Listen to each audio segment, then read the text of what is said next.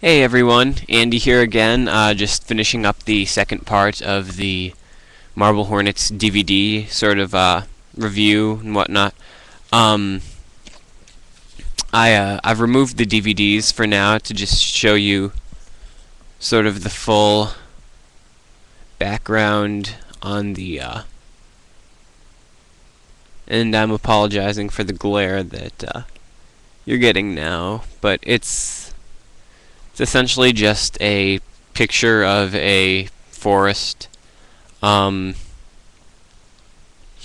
looked. I'm pretty sure that no, there is no Slender Man hidden within the forest.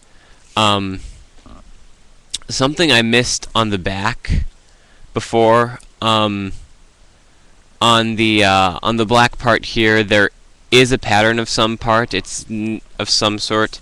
It's near impossible to see, but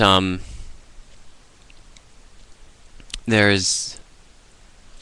It looks like some form of highly distorted and nearly pitch black video. But something that I missed the first time when I was looking over it was if you look right here. This is actually supposed to be a video tear, and it continues through over the entire length of this. And both the Marble Hornets on the cases, I'll hold this up so you can see, they are sort of broken as well. There's a, it's hard to see, but they've also got video tears through them. Now on for the content. The black disc is the disc where all the entries are, and this includes the to the arc responses. You can just play through them all in order. It's about 91 minutes long, I think, so it's about the length of a movie altogether. They have commentary, and the commentary is absolutely amazing. Don't expect too much behind-the-scenes info, but it's really funny because you sort of get to learn what the people are like, what they were doing beforehand. Sometimes you do get to learn some of the bits about production, like for example, they were talking about in one entry, a lot of the stuff was actually kind of improvised, so it's surprising at just how much was thrown together at the last minute, how on the fly some of it was. And the commentary, it's not too in-depth, but it's hilarious in its own right. So if you've seen Marble Hornets once or twice already, you know, just go ahead and start with the commentary because it's worth listening to. And then you've got the white disc. The white disc has it has the what are they? In order, they have the deleted scenes. And the deleted scenes are mostly just like stuff with audio or other takes of the same thing. There was one playground that they had. I think in the commentary they mentioned that they weren't able to use it because they got in trouble with the police there. But they had a take or two of the playground, and there was actually this one thing there that had sort of this dried blood with the red handprint below it. So that was pretty creepy. That would have made a pretty neat entry, but it kind of doesn't fit in with the rest of it, and it was kind of short. So, and then apart from the after the deleted scenes, there's a blooper reel. The bloopers are really well, they're kind of less bloopers and more them messing around. They're still absolutely hilarious, though, and worth checking out. Then they have the Twitter account, which is admittedly kind of hard to read. Also, make sure that you start reading, or you get to the point where you're reading them from the top as they come down, because if you're reading them from the middle, at the end,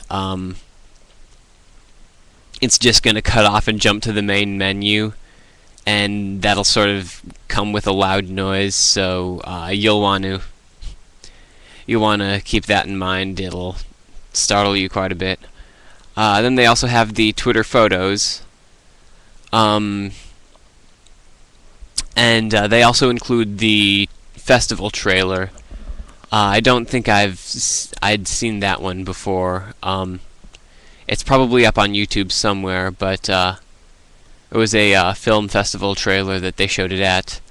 It was basically just the text from the introduction overlapped with appropriate footage, and it was actually, the trailer started off kind of slow, but it actually got pretty exciting by the end. And then finally it just has bios of Troy Wagner, Joseph Delage, and one other person, and I feel bad that I don't remember his name because he gets none of the credit anyway, who's another writer for them. As for the DVD case itself, it's nice. It's a pretty sturdy case. Some people have had problems with the holders breaking or being loose or something. I didn't have that problem at all. The problem I sort of do have with it, though, is that the front flap doesn't close too well. Like this, it pops open just because, well, I'm not entirely sure why. It just doesn't lay flat well, so, you know, it's not going to be too much of a problem, but would have been nice if there had been some sort of Velcro flap or something for that. But,